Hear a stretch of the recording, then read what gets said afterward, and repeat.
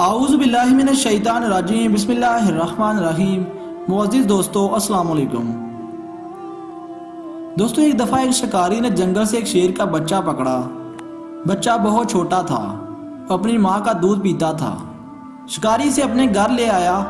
شکاری کے بچے ننھے شیر کو دیکھ کر بہت خوش ہوئے اور وہ اس سے کھیلنے لگے۔ کچھ دیر میں شیر کے بچے کو بھوک لگی۔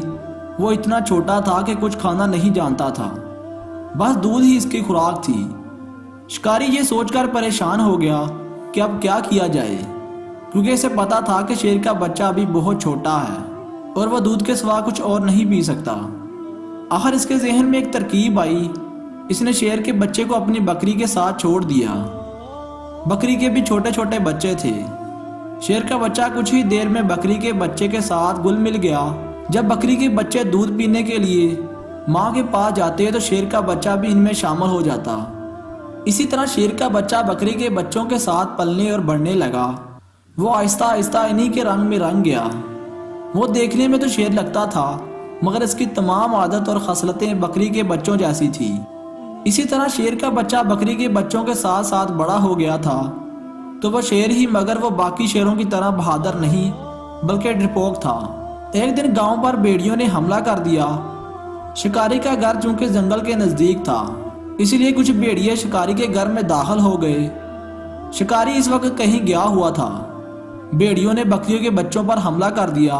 اچانک ان کی نظر شیر پر پڑی تو وہ ڈر کر بھاگنے لگے، مگر جب انہوں نے دیکھا کہ شیر ان پر نہ تو گرایا ہے اور نہ ہی ان پر حملہ کیا ہے تو ان کی ہمت بڑھ گئی اور انہوں نے بکری کے بچوں کو چیر پھاڑ دیا۔ شیر کا بچہ اگرچہ ایک بڑا شیر بن چکا تھا، مگر اس میں شیروں جیسی صلاحیتیں نہ ہونے کے برابر تھی۔ وہ کھڑا سب کچھ دیکھتا رہا اور ان کا مقابلہ نہ کر سکا۔ بھیڑیے حملہ کر کے واپس چلے گئے اور شیر وہی کھڑا رہا۔ کچھ دیر کے بعد شکاری گھر واپس آیا تو یہ دیکھ کر حیران رہ گیا کہ شیر کے ہونے کے باوجود بھیڑیوں نے حملہ کر کے بکریوں کو چیر پھاڑ دیا ہے اور شیر کچھ نہ کر سکا۔ اسے بے حد صدمہ ہوا۔ اس نے تو یہ سوچا کہ شیر کے بچے کو بکریوں کے بچوں کے ساتھ چھوڑا تھا کہ وہ مصیبت میں ان کے کام آئے گا، مگر وہ یہ نہیں جانتا تھا کہ بکری کے ساتھ رہتے ہوئے اس کی اپنی صلاحیتیں ختم ہو چکی تھی۔